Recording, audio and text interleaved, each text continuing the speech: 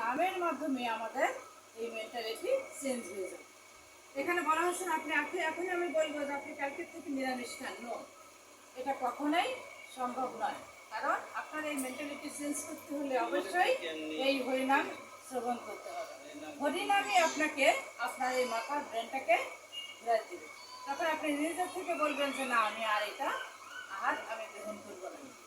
তা আমরা এখানে যেমন আমাদের বলছে, আমাদের প্রভু এখানে ডাকছে, আসলে একজন ভক্ত সবসময় চায় যে সে বৈষ্ণব একটা সেবায় যাবে।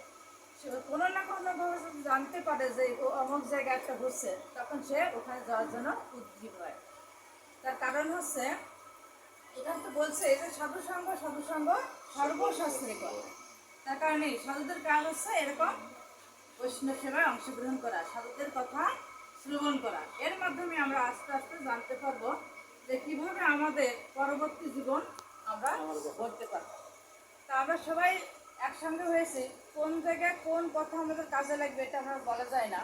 তা আমরা কোনো না কোনো কথা আমাদের লাইফে সেটা আমরা নিয়ে সেটা কী করবো, আমাদের ব্যক্তিগত জীবনে সেটা প্রয়োগ করবো এবং আস্তে আস্তে আমরা উন্নতির দিকে ধাবিত হব।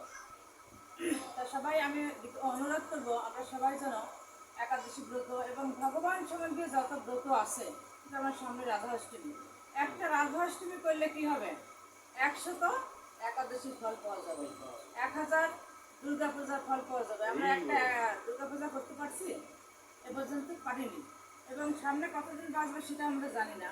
তা একটা ওই রাধাষ্টমী করলে শুধুমাত্র দুপুর পর্যন্ত উপবাস, তার জন্য আমাদের অনেক পরিমাণ আমাদের ভক্তি হবে এবং অনেক কৃপা হবে।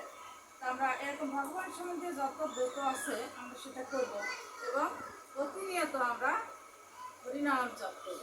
তাহলে আস্তে আস্তে আস্তে আস্তে আমরা ভগবানের ধামে এবং ভক্তি উদয় হবে। তা আমরা যেখানে আসি